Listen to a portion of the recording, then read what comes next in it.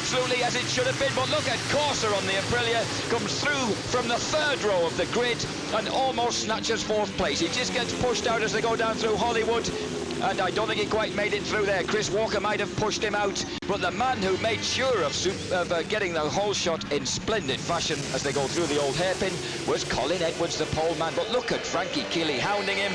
Who's going to have the tyres that work best early on? At the moment, the man in the lead, Colin Edwards. Second, Frankie Keeley. Third, Akira Yanagawa, who said his broken collarbone was 92% yesterday. It would be 94% today. So as far as he's concerned, he's a genuine contender again, and he looks it. And at number 49, the man in third place is Chris Walker on that Clarion Suzuki. Harger's nearly out of seat already. He's trying to get further forward in the field as quick as he can. Peter Goddard, are you surprised at Norrie being out of the seat already? No, not at all. He was a bit upset about his qualifying, so I'm sure he's going to try to get up the front early. Hope he doesn't destroy his tyres and put him in a good race. They are a little bit concerned about their tyres lasting the 25 laps. 25 laps round here, it's quite an abrasive circuit. It's a long race, well, two of them, of course, and they can learn a lot first time out about whether they got the selection right. Troy Corser, after that initial burst from the third row, has got a little bit buried because the man in third place now is at number 48. And is that Jamie Hayden on the Revy Red Bull Ducati, who's showing well because he qualified on the second row of the grid. Edwards leads past us, Killy second, Yanagawa third, and third place, the very, very lively British Championship challenger, Chris Walker.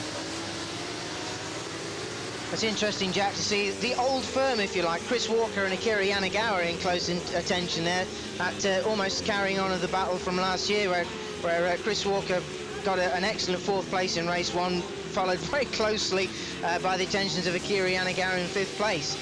But Akira's bike handling much, much better than it was last year. Jack, you'll remember that we were sympathising with Akira. His bike was sliding all over the place, and Chris Walker's bike, not the fastest as was last year, also a Kawasaki, but certainly handled a lot better. But Akira looking much more planted this year. There he goes through Coppice, and just there, number 49, Chris Walker, being closed down on, as you quite rightly said, Jack, by Neil Hodgson on the 48 Ducati. As I quite wrongly said, it is indeed Neil Hodgson who's gone out with softer tyres than the rest. He's gone for a soft front Dunlop and a soft medium rear. So does that mean that he's going to be making ground early on? Is that his plan? He could be, though. He's a good smooth rider, and you know, in temperatures like this, the soft tyres could work well. He looks like he's just taken another position there. So. I think Chris Walker got horrible. Oh, no, he didn't quite. So Walker got very, very sideways down into Melbourne hairpin. But when he had a disappointing Super Pole lap, Chris said that he'd actually had it in mind as he came into the Melbourne loop, which is usually good through, that he was going to keep it smooth and neat. And after he completed the lap, he thought, well, that was a waste of time. Next time I'll just go for sideways and every ways. Hodgson is looking to draw by the side of Chris Walker. Hodgson all over the back wheel of Walker and goes through into Redgate corner. Hodgson got an excellent drive out of Goddard's corner there. Pete, that was... Yeah, he did. And I think Neil's going to be one to watch in this race. He's been working hard, and he really wants to show up the World Superbike guys, to be honest. And he's been consistent through, if you look back through the times, he's been quite consistent. And I think he's going to be one to watch today. If he can now draw back on Akira and this front group, he could do quite well. But boy, at the moment, it looks like Colin's trying to extend his lead. Frankie's having a bit of a hard time trying to stay with him. He is, isn't he? And look at Norrie Harger. Harger has already found a way past Chris Walker. He's got his head down and he's heading off after Neil Hodgson. So Norrie Harger, who has been pretty impressively quick throughout the world. He started the weekend fairly slow on Friday and then just gradually built up, made a lot of adjustments during Friday qualifying. Obviously got things sorted out to his liking because he ended up with provisional second place on the grid before Super Pole. And here he is now hounding Neil Hodgson. He is, yeah. It's great to see Akira up there. A good start. I think you know, that'll boost his confidence and he'll have a good run right through this race. So Kawasaki's quite happy this morning with it, especially after yesterday's Super Pole time. So I think he's going to put in a good race. And speaking with Akira yesterday, he's managed to get rid of those L-shaped brackets that had to hurriedly be fitted to the down tubes on his chassis so that he could bear the load of braking on his knees rather than on his battered and bruised upper body. So they've gone now. So Akira, well, is it 93 or 94% efficient now with his upper 94% he claimed. Right. Yeah, it was 93 yesterday afternoon, so it's plus that. improving day by day. That's right. Yanagawa's had fourth, fifth and two fifth places in the last 4 races, 2 fifth places and a 4th place in the last 4 races here at Donington Park in 98 and 99. So it's obviously a circuit that he likes. Colin Edwards leads. 2nd place, Frankie Keeley, really working that Alstara Corona Suzuki hard to stay right there behind him. He is working hard.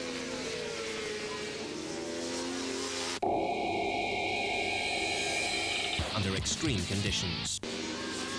Colin Edwards head down. Now this seems to be a fella, and Edwards begins to look up the inside again. Frankie goes wide. Edwards has got to follow him. If you're in Colin Edwards' shoes, or rather on Colin Edwards' motorcycle at the moment, fellas, what would you be looking at? Would you be looking at the fact that you've just got to stay right there as close to Frankie as possible? Yeah, I think what Colin will do is what Frankie's been doing, and that you'll have a look at where Frankie's what Frankie's doing. Have a look where the best place he can come back at him. But Frankie's picked up where Colin was slow, and he's moving in on those areas, and he's, as you see now through this last section, he's actually pulling out on Colin. So he's really doing a good job, and he's put his head down. I think he'll try as hard as he can now to break Colin and make that gap, and then you know, they might just settle for it. But I don't see Colin doing that. I think he'll be in there for good. You know, fellas, there's another element that we've not yet explored, is that Colin Edwards, such a good a strategy guy, and he will have known from looking at his pit board that at just over just about half race distance now, but it was just before half race distance that Colin will have seen on his pit board a +0. It might be, I don't know, Pete, if you might agree with me, that obviously Colin and the bike are so competitive. We saw that all day in qualifying in Superpole. Might have let Frankie Keeley by. He went particularly wide, breaking into that corner, McLean's corner, a couple of laps ago, to, I think, maybe let Frankie Keeley through at half race distance, just to see what he'd got, to see where Frankie Keeley might have been faster than the Honda. And Colin Edwards, so confident that with, at that time, 12 laps to go, just to test the water, just to see where Frankie's quicker and where Frankie might be slower, so that Colin Edwards has turned the table, and instead of Frankie Keeley maybe on the last lap darting through and getting the race win, then Colin Edwards has turned the table. He's the one doing the hare and hounds, the one that's chasing Frankie Keeley, putting the pressure on Frankie to lead from the front, causing Frankie to really push the front tyre, really nail and barbecue the rear tyre to stay in front.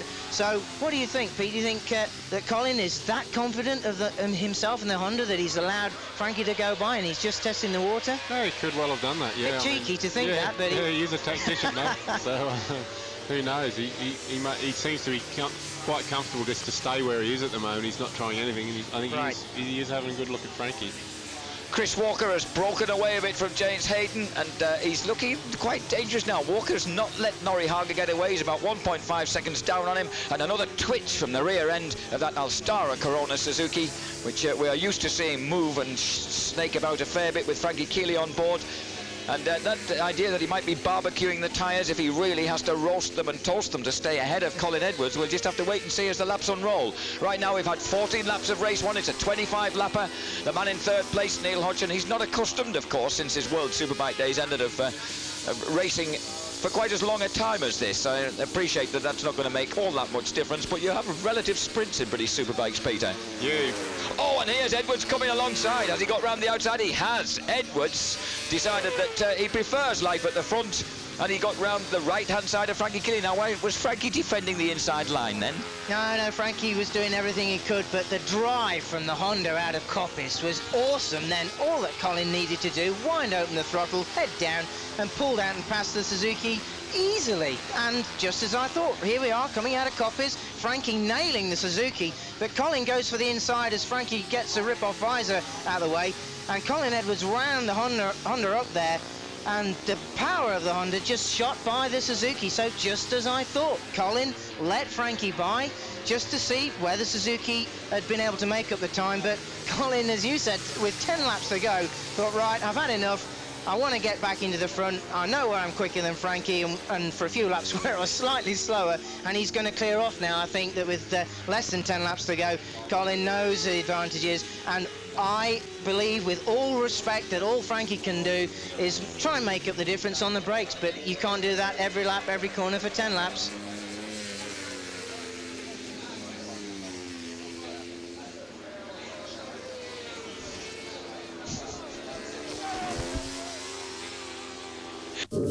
that VTR Honda, so damn quick. 5 kilometers per hour quicker than the Suzuki down there, but all the time he's trying to claw a bit back. Neil Hodgson determined, equally determined to keep them in his sights, but after a couple of slides he's just lost a little bit of that momentum he had 3 or 4 laps ago.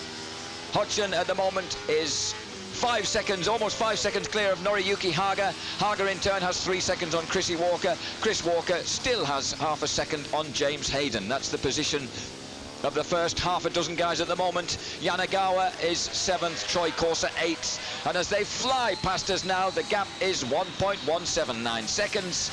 We've had 23 laps out of 25. It's all or nothing now for Frankie Keeley. That's all you'll ever expect from him.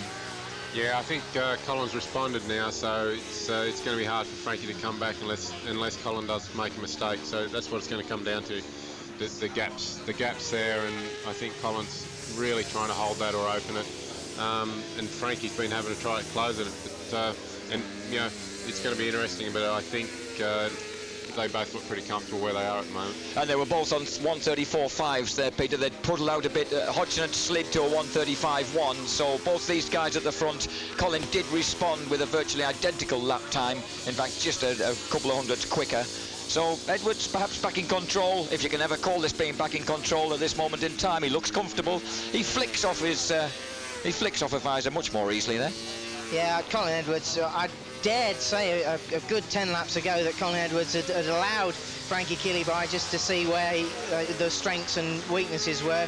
But Colin using his pit board superbly well and doing what you said, Jack, leading the race from the front and just cheekily taking that rip-off visor off from pretty much the only place you can around Donington if you go to the Dunlop Ridge. And a long look over his left shoulder, really, a hell of a long look over his left shoulder on the climb to Goddard's, as if to just say, well, that looks okay, we're looking comfortable, we've got a lap to go now in the first race here at Donington Park, and the first 3 positions look pretty settled, but there's still a bit of sorting out to do for the leaderboard positions. But right now, into his final lap, the VTR 1000 Honda heading for another race win in the hands of Colin Edwards. It looks that way, although Frankie Keeley is probably the only man around here who would dispute that right now. And he's given it a go. He's dropped, you know, he knocked 2 tenths off Colin again, and he's given it everything he's got. So, but it's a big gap to draw back now, and if Colin doesn't make any mistakes, then he'll be home. Haga's closed right up on Neil Hodgson though, just 1.7 seconds the difference, so Haga had halved the gap between him and Neil Hodgson, so that dies for 3rd place. That was my fault for saying that Hodgson had a comfortable 3rd place, but his lap times have suddenly gone off. He went with those softer tyres. It could just be that the last couple of laps are going to be the trickiest ones for him. But Hodgson, we just saw him as he came through McLean's on that lap. I do think there's enough space between him and Haga, and that points gap that I spoke about a little while ago with Edwards, Keeley, Hodgson and Haga in that order, then Colin Edwards will retake the championship lead because he'll get 12 points over. And Frankie Keeley will be very, very close to Troy Corser for 3rd place in the championship too, because at the moment Corser is still back in 8th place, and unless someone else has some unforeseen mishap right now, he's going to stay back in 8th place, and that's going to do Frankie Keeley a whole lot of good, because he's going to pocket 20 points if he stays on through Goddard's.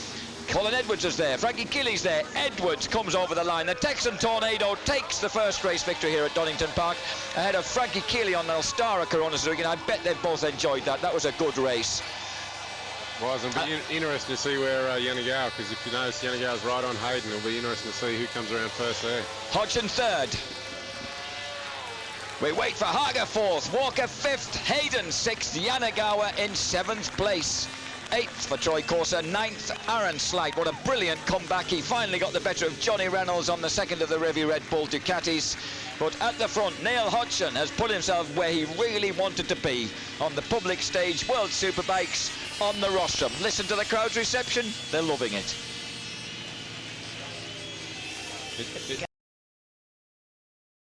Machines a bit more efficiently and more effectively out on track, get you out of the corner. 5.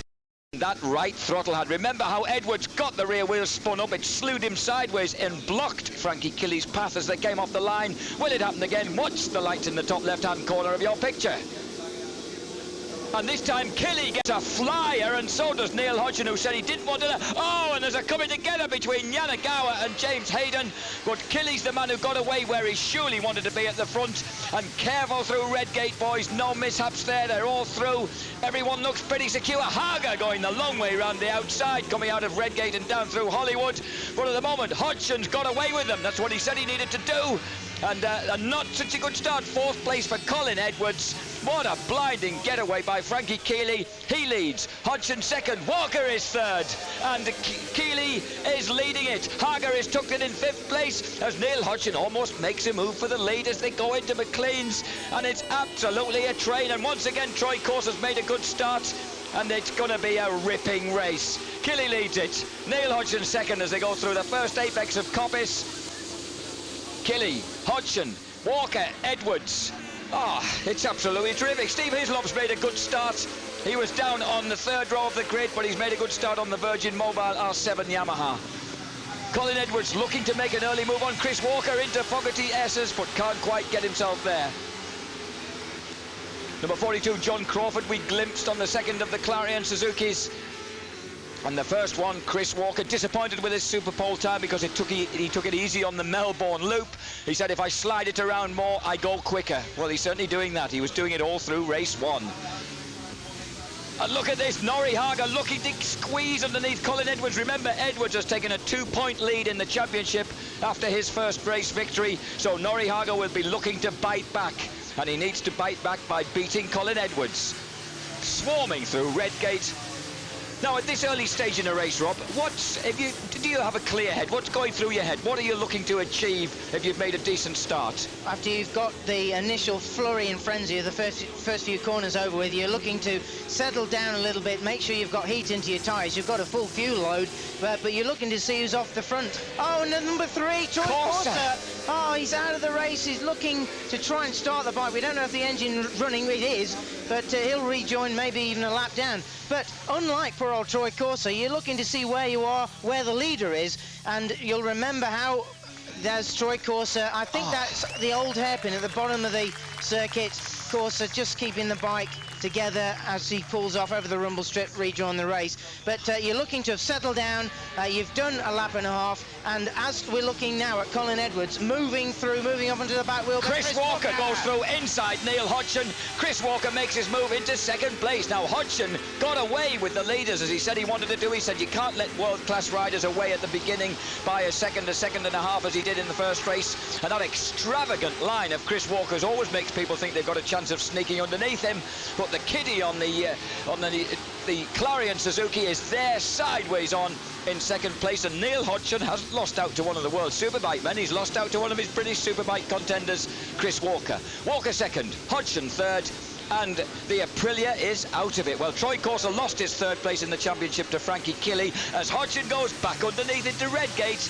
And Chris Walker, he certainly takes wide lines around here. You've always got a chance of getting back at him, I think, Rob. Walker and Neil Hodgson are causing absolute heartache to Colin Edwards at the moment. Colin Edwards is beginning to get frustrated. He's got Noriyuki Haga trying to pass either side or through Colin Edwards. Edwards has got to get past the 2 British riders as far as he's concerned. As we go uphill now through the left-hander on the approach to McLean's, Edwards is in serious trouble. If he can't get past that is the 49 machine of Chris Walker and then Neil Hodgson, then he is in big trouble because Haga is right there. Haga knows he's got to make up a 2-point deficit, and that group of 4 battling, dicing for 2nd place is letting this man, who Peter Goddard has put his 50 pence on for the race win, is letting Frankie Keeley settle down and get away. And Keeley is, well, what is that, 8 or 10 bikes in the lead? Here comes Edwards up the inside, desperate to get past Neil Hodgson, and he does it. Now, one thing, Edwards won't be familiar with these guys. He doesn't really know how Chris Walker and Neil Hodgson behave on the track. Hodgson, in fact, is a smooth-running rider, rather like himself. Chris Walker isn't that sort of guy. Oh, Chris! Rear wheels it into Melbourne. I hope you all enjoyed that at home. What a performance. Troy Corser so disgusted, he slung the Aprilia on its side and marched off. I wondered if there was some sort of problem that put him in the gravel. Back on track, and Norrie Haga. Now it's important to him to get past Neil Hodgson because he can't afford to get the new championship leader too far out of his sights. They come past us now, going towards Redgate. Chris Walker right over, and once again the door is open. Colin Edwards goes through. He's into second place. He now has a clear track ahead of him, and it's Norrie Hager's turn to get worried about the British boys. He needs to get past them as they go down that fabulous downhill swoop through the Craner curves. And look at Norrie Hager hanging James Whittam style off the inside of that R7 Yamaha. No wonder they love him round here. The lagered pints were being raised during qualifying yesterday to the chant of Norrie, Norrie, every time he went past. An immensely popular figure, but the charismatic little Japanese rider has got to find his way through. Number 45, number 47, that's John Reynolds and Jamie Hayden, absolutely glued together on the Revy Red Bull Ducatis. Edwards in second place, slipstreamed by Chris Walker, and we're going to have to take a quick break, but we won't be gone long. Don't go away, this is a blinder. Walker pushed Walker offline. Norrie Hager took advantage going through McLean's. He got back again, but Chris Walker, there was contact as Chris Walker came back underneath the Yamaha, and just the amazing sight of two guys going 110%, bashing fairings, and Chris Walker came out on top. Norrie Hager, I beg your pardon, Norrie Walker, that's a good name, it suits. He's got to regroup and attack again. At the moment, Hodgson in third place, Walker fourth, Norrie Hager fifth. And look at this. This was the moment at which Hodgson forced Chris Walker wide. Now watch Hager. Hager goes pouring up the inside through Schwantz. And then as they come up towards McLean's, just watch Walker here. Beg your pardon, we didn't get that far. Walker said, you're not getting away with that, sunshine, and he threw himself underneath into McLean's. There was contact, and Norrie had to give way. Fantastic piece of racing, and the man with the grandstand view is there in the lime green. Akira Yanagawa watching what the heck is going on in front of him. And look at these two guys. Rear wheel steering into Melbourne, Chris Walker and Norrie Hager forcing their way up towards Neil Hodgson. And at the front, Colin Edwards has got away. Frankie Keeley's still there at the front. This is just great action. Great action. Race 2 of World Superbikes here at Donington Park, and it's absolute havoc out there. Now, how clear ahead do you manage to keep when this is going on, Rob? Well, epic duel in the sun, and that's just the fight for third place. But meanwhile, Frankie Keeley's off and leading, but the gap between Frankie Keeley and Colin Edwards is reducing down from 2.1 now to just 0.1. No, it's gone the other way, my boy. It's gone from 1.8 to 2.1. Frankie's actually just edged out a little bit of a gap, and Colin hasn't really escaped from these guys. Hodgson, Walker, Hager still have him in their view. As you can see, here is Colin Edwards, and the gap not too far behind him. Now, that was from the previous lap, Jack. Edwards is now second, Hodgson third, Walker fourth, Hager fifth, Yanagawa sixth. Hayden has got the better of Reynolds, seventh and eighth. And a lot of head scratching going on there in the pits because there's a lot of hectic action out there on the track. Aaron Slight is ninth, Stevie Hislop in 10th place, and Ben Bostrom in one of his best rides so far, coming to grips with Donington Park as in 11th place as Chris Walker shadows. He couldn't have got closer to that orange Ducati if he'd tried,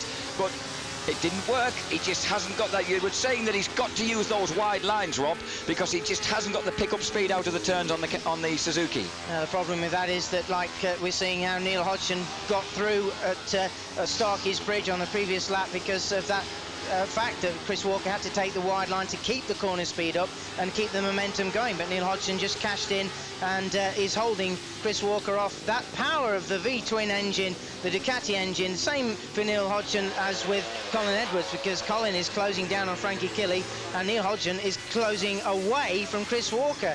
This is a medium speed circuit, Jack. It's one where you need low down and mid-range power to launch you out of the corners, and it's case in point that the V-twin engines, whether it's a Ducati, unfortunately now not an Aprilia because Troy Cross has gone out of the race, it needs that extra power, that extra cubic capacity, because there ain't no replacement for displacement if you can get that extra power, particularly uphill here. We see Colin Edwards will just about be coming into pictures as Keeley goes around McLean's. There is Colin Edwards, there is Neil Hodgson, Chris Walker hanging on to the back, Francis Batter looking, well, a little bit worried because he knows that Colin Edwards on the V-twin Honda is closing down on his man, Frankie Keeley, on the number 7, shaking its head, GSXR 750 Suzuki. And The Harger, battle for third place. Hager's trying to keep in touch with the English guys, and look at this. Walker looks underneath again, but even a guy as late braking as him can't be stable enough down there into focus. Whoa, he was quick on the exit and almost collected the rear end of Neil Hodgson's INS Ducati, and now hanging out the knee, adjusting the weight as he comes down toward Melbourne, and right there behind him, taking an equally extravagant line, Norrie Hager. And all the time, well, Hodgson's just holding pretty comfortably. Comfortable, is that the word? Onto third place, the place he occupied at the end of the first race. Chris Walker was in 5th.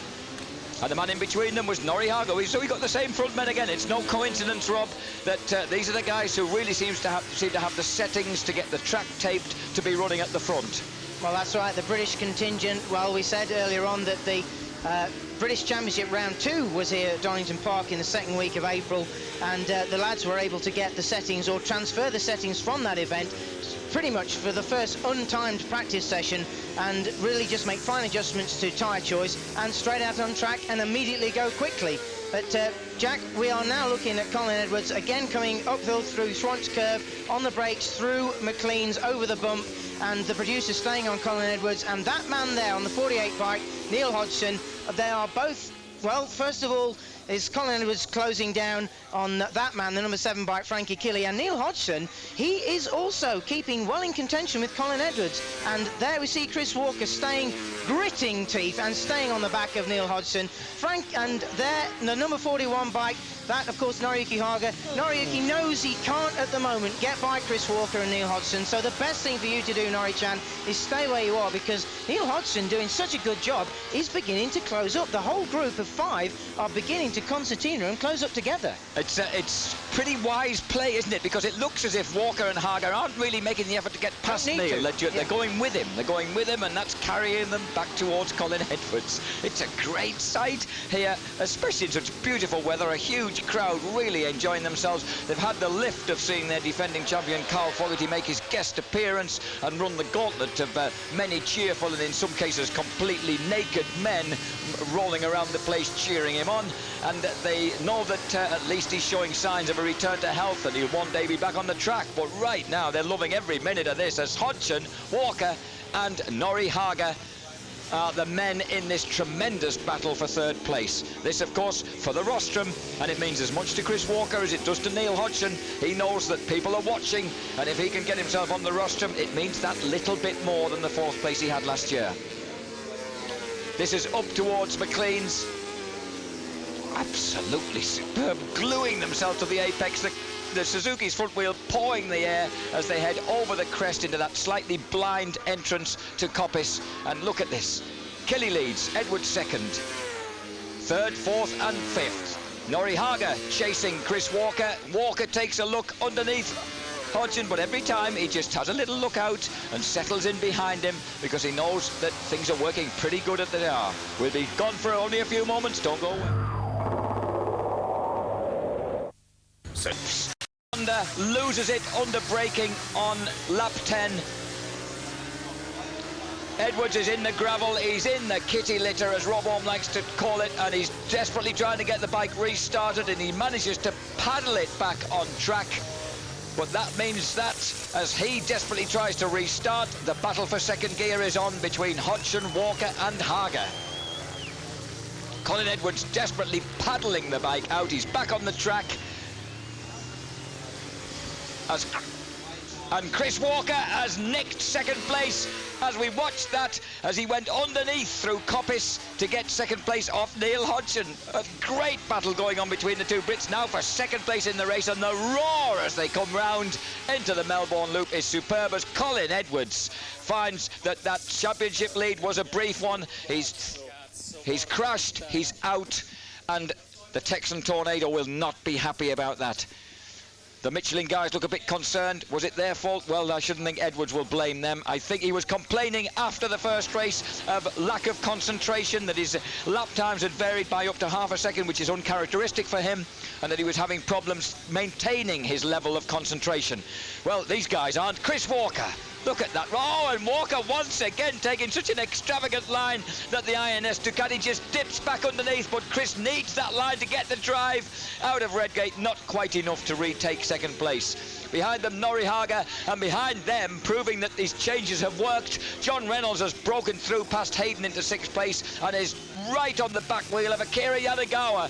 But at the moment, right on the back wheel of is Ducati, Hodgson, Suzuki, Walker. And all the time, the grandstand view is the word enjoyed by Noriyuki Haga, number 41, who right at this moment in time, if we freeze-framed it now, is leading the World Championship once again. Colin Edwards, he's in conversation there with Adrian Gorse, his chief technician, shaking his head sadly. He's still not out of the championship chase, but he's out of the second race at Donington. Rob. As things stand at the moment with Noriyuki Haga in 4th place, Noriyuki will take an 11-point lead in the championship after race 2 here. But this race is certainly not over. He's got to get race distance, and Noriyuki Haga can see Chris Walker and Neil Hodgson fighting, and Noriyuki Haga, he knows that almost a collision there as we go around Melbourne, but all 3 riders out there safely, but Chris Walker is still in 2nd place, but Haga goes to the inside on Goddard's, gets by Neil Hodgson, he's got the line. Hodgson got forced right out by Chris Walker diving underneath him at Melbourne. It must have really shaken him up, and suddenly he finds he's got Haga for company. Haga keeping it gassed, but Hodgson recovers his composure, if that's the right word, and just manages to elbow the Yamaha out as we go down towards Redgate. What an astonishing sequence of events. I couldn't believe that Chris Walker managed to drive the Suzuki out underneath Hodgson's Ducati. Remember that dodgy situation when the RC45s collided last year, and Aaron Slight was the victim. Aaron Slight, incidentally, is now in 8th place ahead of Ben Bostrom and Andy McLeod. And look at this! Norrie Haga dives underneath as they head up towards McLean's, and he's now really making some progress. Now, what can Neil Hodgson do about this? He's got to regroup and rethink, Rob. He wants to get back at them quickly. Exactly right, Jack. But that was an interesting drag race as Haga and Hodgson came out of the Goddard's corner onto the start-finish straight. The INS Ducati, GSE Racing Ducati, came out side by side with the factory Yamaha of Noriyuki Haga and out-dragged it. Hodgson was into Redgate before Haga, so, Hodgson looking for the inside, goes through on Haga. So Hodgson goes back to 3rd place and zaps Noriyuki Haga. Haga, well, we're normally used to seeing Haga doing that to other people, but Neil Hodgson said, stitch that, Norrie-chan, I'm going back through into 3rd place. So Neil Hodgson is back into 3rd, and Chris Walker, he's got all of 4 bike lengths on the battle for 3rd place at the moment, and the man who's just peeling through Goddard's, maintaining his focus, his concentration and his speed, we're just over half distance, 13 laps coming up to 14 laps completed out of 25. It's a long race, and look at that INS Ducati catching air under its front wheel, and it comes out of Goddard's and looks for the inside again, but this time Chris is just a couple of bike lengths clear, and he can swoop across from that whale out on the left-hand side line and take the corner ahead of Neil Hodgson. So we're back to Walker, Hodgson, Haga. If you'd popped off for a wee or get a beer out of the fridge just then, you'd have missed all the action going on. But believe you me, they've swapped places a few times in the past lap and a half, and it's all back to square one. Norrie Haga, well, he must be having fun, because this must be like racing replicas of himself, having these guys around him, and they certainly should be enjoying it. Do you enjoy a scrap like this when you're holding it, Rob? Is it better than going around on your own? By far, this is the whole point people go racing, is to swap paintwork and swap positions, and ideally for the lead. But this battle really, well, as far as Chris Walker is concerned and Neil Hodgson, this is their lead in the race, because Frankie Killy, well, he's 4.3 seconds down to the lead. But Noriyuki Haga has got to be the most frustrated guy out there, because he's on a full factory machine and languishing, relatively speaking, in 4th place. Tried to put the pass on the bike we're looking at the moment, Neil Hodgson, but the British Championship Ducati, the GSE Racing, just out-dragged Noriyuki Haga down to Redgate. So Haga, a very disappointed and frustrated guy, and seeing the red mist of the reddest possible kind. Amazingly, Chris Walker on that National Tyres Clarion Suzuki, he seems to have the pace of the front-running Alstara Corona bike, the full factory bike of Frankie Killy. In fact, Killy's was the slowest speed bike on that last lap down under the Dunlop Bridge, amazingly, with 10 laps to go. Yanagawa is still 5th. He's about 0.8 of a second up on Reynolds, who's pulled, well, his changes have certainly worked because he went backwards to 10th place in the first race, and now those harder compound tyres must be beginning to work better for him, and he's in 6th place. He's pulled well clear of Jamie Hayden, and Hayden in turn is 6 seconds clear of Aaron Slight, and Slight, he's got a couple of seconds on Ben Bostrom, who's having way his best ride in World Superbikes yet, the former AMA national champion on the Infostrada Ducati. As we go back to the battle for 2nd place, and this could go all the way. And look at this. This is Neil Hodgson. Oh, that really put one underneath Norrie Haga and caused a major twitch for the factory Yamaha. Perfectly legitimate passing manoeuvre, though. Didn't actually make contact, so that's kosher in anybody's book. But, Jack, it's fair to say that whilst there's been adjustments made between race 1 and race 2, particularly with tyres and with some riders with rim sizes, the race pace is slower. And Killy, who got the fastest lap in race 1, and he's, of course, leading race 2 with fastest lap of 1 minute 33.660. At the moment, Killy doing 1:34.092, so around about 0.4, 0.5 or 0.3 of a second slower per lap in race 2. So yes, they've gone for slightly harder compound tyres, but this more humid temperature conditions and track surface temperature being higher, it's taking the toll. They're not going quite as quick as they were in race 1, but hell, you can't tell that by looking at it, that's for sure. You certainly can't. What a stinging race, and once again, with Chris Walker taking aim for the exit to the pit lane, Neil Hodgson grabs the barn door by both hinges and goes through it and just manages to hold off the Suzuki. Oh, this is brave stuff. It doesn't look as steep down here as it does when you're walking down the infield. It's absolutely fabulous stuff. Now, just coming down there, imagine what it'd be like if a handlebar snapped off in your right hand. Well, it happened to Vito Goreski yesterday, and he survived to tell the tale, but he's a somewhat detuned 17th at the moment. Neil Hodgson, nothing detuned about these guys. Hodgson, the 26-year-old, leads Walker, the 28-year-old, wannabes of World Superbike Championship racing, currently in the British Superbike Championship Series, and this is Hodgson, who's lying 2nd in that series, getting underneath Chris Walker, who's currently 4th in that series as they keel into Redgate. We're going to have to take another quick break as they come plunging down towards the Fogarty S's. We'll be back with you very soon, and the action will be just as good. It's time, and going into Redgate, it was a case of Hodgson once again saying thank you very much and diving through up the inside. So this absolutely undiluted scrap for 2nd place between the British Superbike boys, being joined well and truly by Norrie Haga, who's regarded as an adopted Haga lout by the fans here at Donington Park anyway, so it's like almost having 3 Brits. One of them just looks a bit different from the others. Too fair. Oh, and that's Giovanni Bousset has gone off. Bousset, who's been struggling to come to terms with Donington Park on the Batoki Kawasaki, down in 19th place. He's run off the track. These guys haven't run off the track yet. They've come darn close at times, and this is Noriyuki Haga once again. I wonder if he's been just sitting there thinking, well, there must be somewhere I can get past these guys. Let's just look at it again and see if there's anything I can do here. And now he's moving back in towards that Suzuki. And wow, look at these. Well, this is the Yamaha camp, the Works Yamaha camp of David Brivio's, just having a look and trying to work out what's going to happen with their guy. And at the moment, what's not happening is he's finding a way past numbers 48 and 49. And here comes Chris Walker once again as they dive down towards the S's. Oh. Norrie must be looking at that and thinking, do I look as bad as that from the back? And the answer is yes, Norrie, you often do.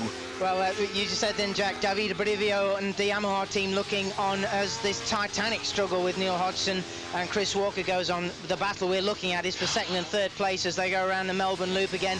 But Noriyuki Haga, he knows that they're not going to be able to catch Frankie Killy now, and he knows also, he'll have seen his lap board lap after lap, that Colin Edwards is out of the race, and that Haga is restraining himself from doing anything too dangerous. He knows where he's sat at the moment. He'll retake the lead in the championship and have an 11-point lead. However, we all know what Noriyuki Haga's like, and if he can get on the rostrum, then God knows he will do. He can see this titanic struggle in front. He'll stay, Norrie-chan will stay exactly where he is. We're on lap 19 of 25, so we've got the best part of 6 laps to go. Haga will make the move towards the last lap of the race to try and get on the rostrum. He needn't do any more than he is at the moment, because the Hodgson-Walker scrap well, we don't want to see it. We don't want that to happen, but they may well take each other out. Chris Walker is demon on the brakes, reversing that Clarion Suzuki into the corners. Doesn't really matter what he does, and we see right on time here. Hodgson has got the lead, he's got the line, but Walker has got the bike out of shape, almost sideways on, motocross style into the Fogarty S's. So Norrie-chan is just waiting to see if he can, shall we say, collect a rostrum positions, but he'll stay where he is at the moment. The focus is on Walker, the focus is on Hodgson. Neil Hodgson currently second, just 6 points adrift in the British Superbike Championship behind John Reynolds, who is still in 6th place, still 0.6 of a second behind Akira Yanagawa's factory Kawasaki. So at the moment there's nothing that he can do just to press on and grab that 5th place. Behind him, James Hayden is now 17 seconds behind the leader, but 4 seconds clear of Aaron Slight, who's got Ben Bostrom for company on the Infrastrada Ducati. And Cadalora, his teammate, back in 18th place. So the guys at the pointed end at the moment are the guys who know this track so well. And that's Burnley, now in the Isle of Man, Neil Hodgson, and the local boy, the local Nottinghamshire boy, both of them former motocross stars, in fact. This is Chrissy Walker, and right behind him, the former pocket mini bike star and All Japan Superbike champion, Noriyuki Haga. This is going to go all the way down to the wire. And these guys at the moment have completed 20 out of 25 laps, so we're beginning to approach a climax, and the tyres have been really behaving themselves. Whatever they learned from the first race, the guys have known what to do with the tyres to make sure they go full race distance without too much drama. Loads of drama in race 2. And Mr. Batter, well, he's certainly a relaxed and contented man. David Brivio was telling me that he comes close to a heart attack every race. He said, especially you have to remember, is my rider is Noriyuki Haga. It doesn't make it any easier.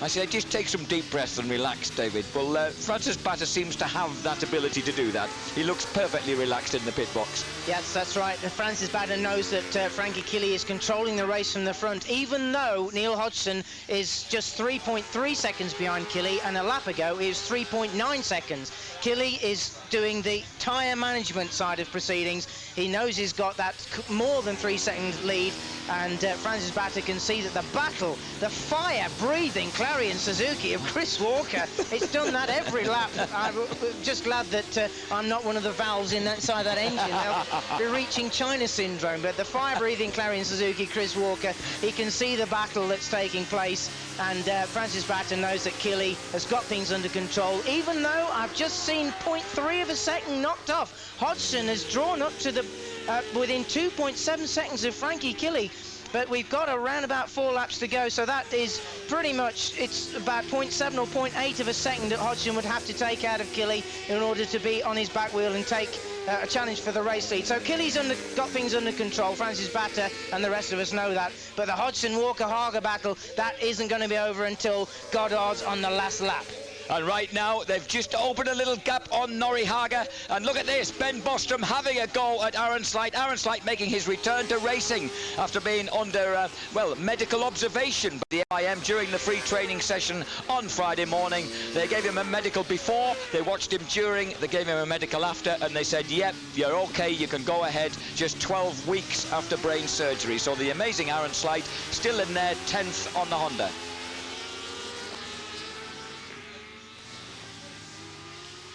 The battle for second place in the second World Superbike race here at Donington Park, and they are visibly catching the leader, Pier Francesco Killy. Well, he's a very cool old boy, the Italian, if he's got this well under control, because all the time the split seconds being whittled away by this battling British pairing of Neil Hodgson and Chris Walker.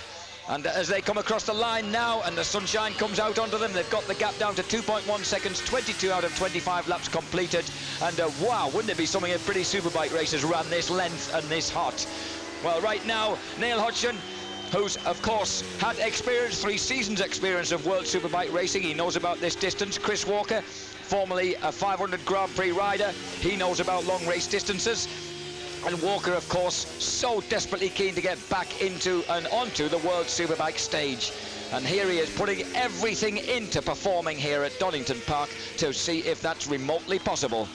Well, we know that the Alstara Corona team have almost lost the end of their tether with Katsuaki Fujiwara, and here's Chris proving what a Suzuki should do, Rob. Well, Patricia Batter, my long talk with her yesterday was saying just that, Jack. You're quite right, but there's not, I don't believe, having spoken with Patricia, going to be any mid-season changes, because the Alstara Corona team don't want to poach or be seen to be poaching Chris Walker or anybody else for that matter, and leave anybody compromised in the UK racing scene. Here's Walker now, diving up the inside once again. Now, he takes this wide line, and remarkably, as he steps it sideways going in, on a couple of occasions, he's found the space underneath on the exit to Melbourne, which is not a thing I've ever seen anybody else do. And he carries himself underneath Neil Hodgson. He didn't manage it that time. He goes into Goddard's. Neil Hodgson, Neil's riding a brilliant race under pressure here. He's just holding those cool lines, and the gap as they go past us now has really shrunk 1.5 seconds, and with 2 laps to go, that's 23 gone out of 25, and Frankie Killy is well within sight.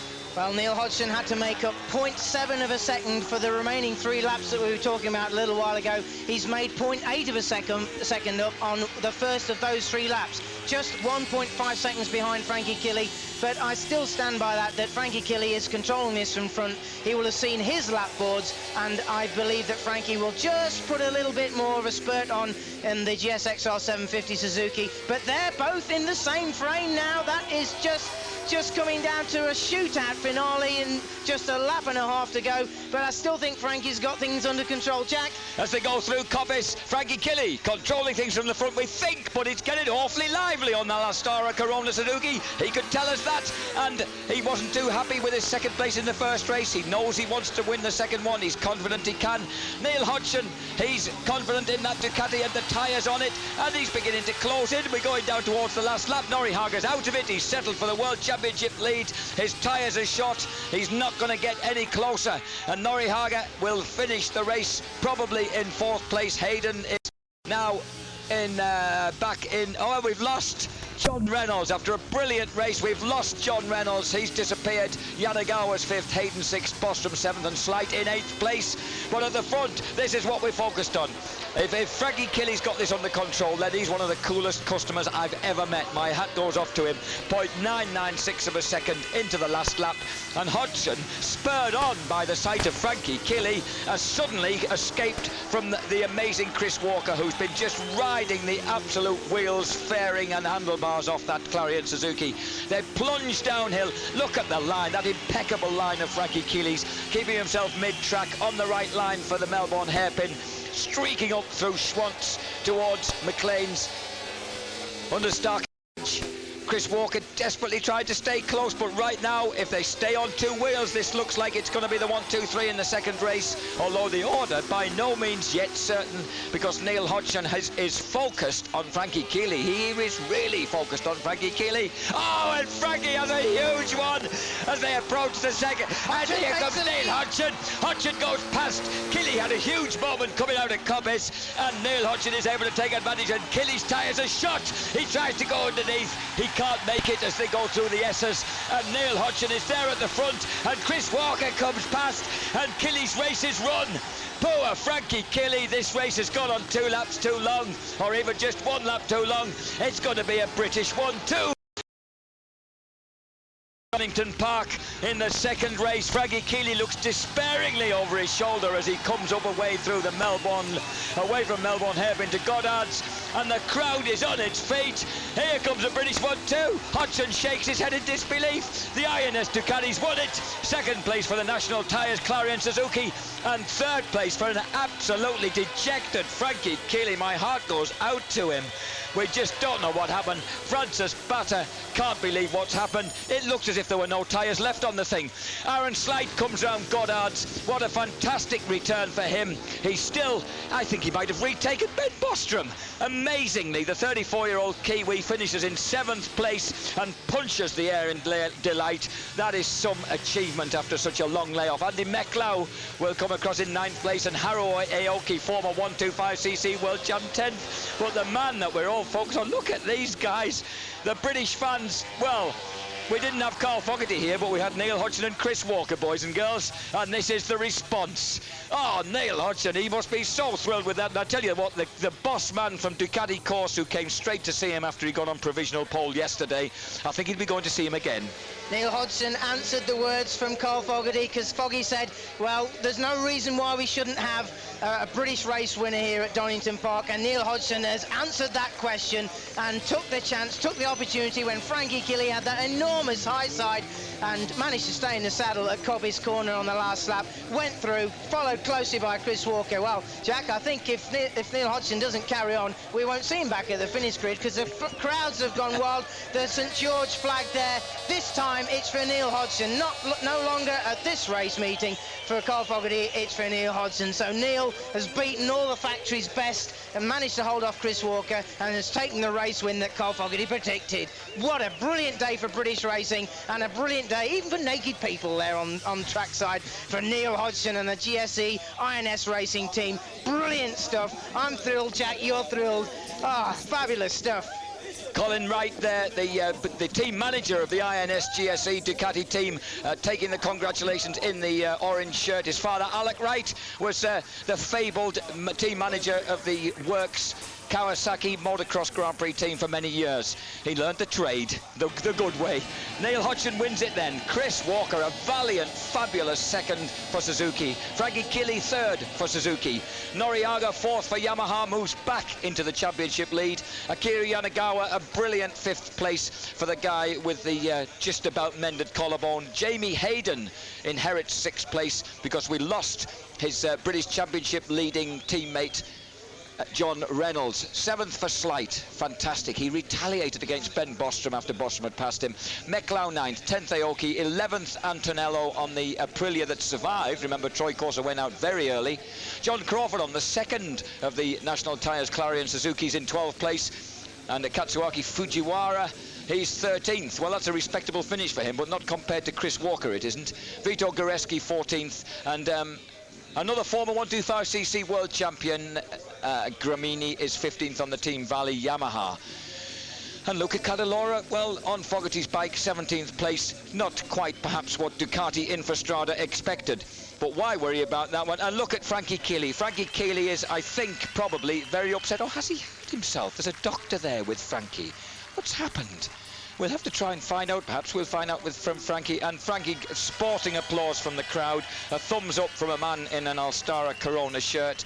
So obviously something's wrong with Frankie. His lovely wife comes and flings her arms round him and gives. That's the best thing you can get when you're feeling that bad, is a big hug from a lovely, a beautiful Romina, Italian wife. Yeah, Romina, she's never too far away from Frankie Killy. So Frankie Killy gets bundled into the safety car. We don't know what's happened with him, and we'll have to try and find out. Look at that guy, Aaron Slight, and behind him we've got the number 45 machine of Jamie Hayden, who ended up in 6th place. A very respectable result indeed for the guy who's lying third in the British Superbike Championship for Revy Red Bull Ducati.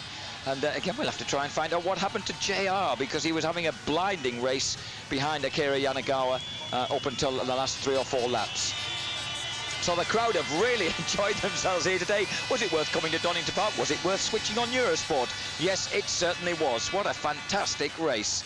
And what an uncomfortable pillion passenger, but you're not going to mind when you're out in the raging heat of Donington Park. Warming up, in fact, for Monza next weekend and the next round of the championship. Haga leads then on 130 to 119 for Edwards. 95, that could so easily have been 104 points there for Frankie Killy. 77 for a disappointed Troy Corser. 5th place for Gregorio Lavia, who went out of that race. And Isuzu, Yanagawa, Neil Hodgson is now up into 8th place in the championship as a result of having such a brilliant day right here, with 2nd, I beg your pardon, 3rd and 1st places at Donington Park. So it's been, well, a breathtaking. Chrissy Walker's in 12th place as well after his gallant efforts here. It's been an amazing day at Donington Park, and the SBK Superbike World Championship manufacturer standings. Yamaha lead it on 147, Honda 128, Kawasaki 112, Suzuki 110. It's almost as tight as the actual Riders' Championship. And that was the moment that did cost Frankie Killy victory here at Donington Park.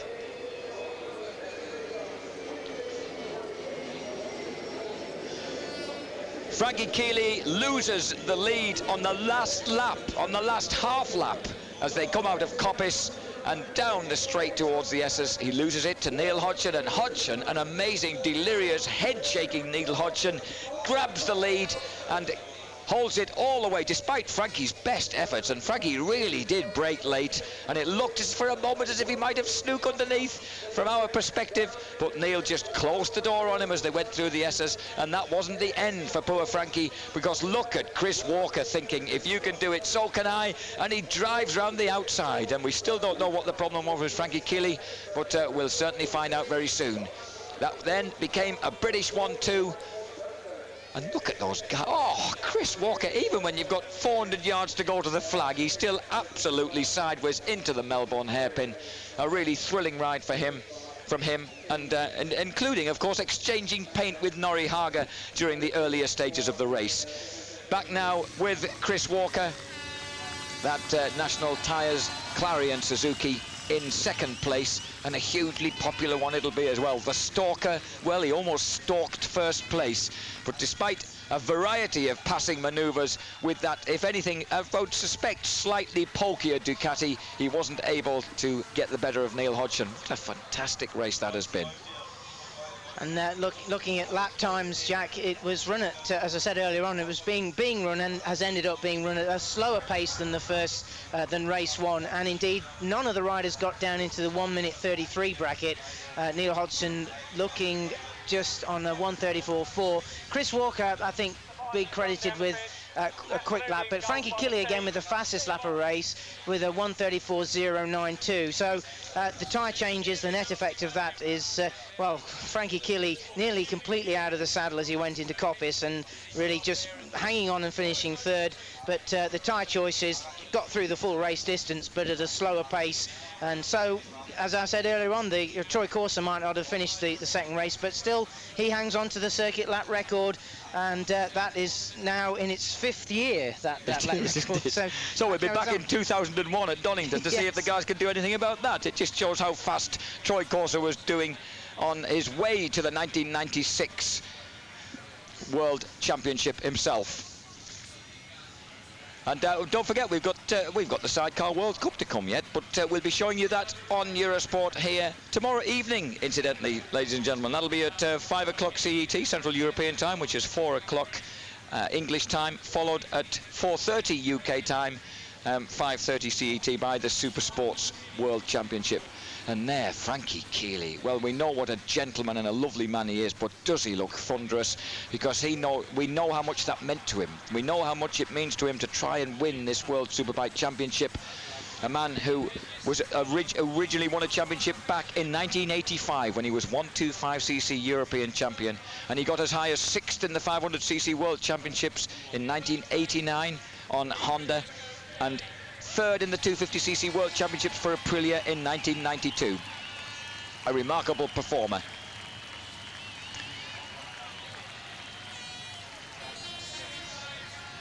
Frankie Keeley, he waved to the crowd. Chris Walker, he is the man who is really exhilarated. And Frankie Keeley, he can barely, it's not often you see Keeley as deflated as this. But Walker and Hodgson, they've done the job for the British fans. And the British fans, in fact, have poured all over the main straight to duly acclaim their heroes for the day. Hodgson is leading, it has won it. Walker is second, Frankie Keeley despairing third. Well, he's got to pick himself back up for Monza next weekend, because that's where his home fans will be anticipating victory. And we've spoken about the fact that Donington Park is particularly good for Dunlop shod riders, and there we can see, case in point, the top three in the race have all finished on, of course, on Dunlop tyres. After that unlikely exit of the Michelin Cad Honda, yes. And it's such a surprise to see when Colin makes a mistake like that. It really is astonishing, isn't it? But this guy, who's almost as smooth a rider as the factory Honda star, is he has perhaps proven his point. Indeed, so has Walker, that really World Superbikes are perhaps where they belong. And remember, Neil Hodgson, although he was 3 years in the World Superbike Series, 2 with Ducati, 1 with Kawasaki, he's still only 26 years old. Still a relative kid. And here's Colin Wright in his bright orange, looks like a road hazard warning in his bright orange INS GSE Ducati shirt. And he's going to be able to get up there with Neil Hodgson. Well, that's a moment to remember for Colin Wright, who didn't want his team to compete in these British-based World Superbike rounds in 1999. I bet he's glad that he had the opportunity to do it this time. He's not always as bald as that, folks. I think he's had a haircut last night. He had more hair than that yesterday.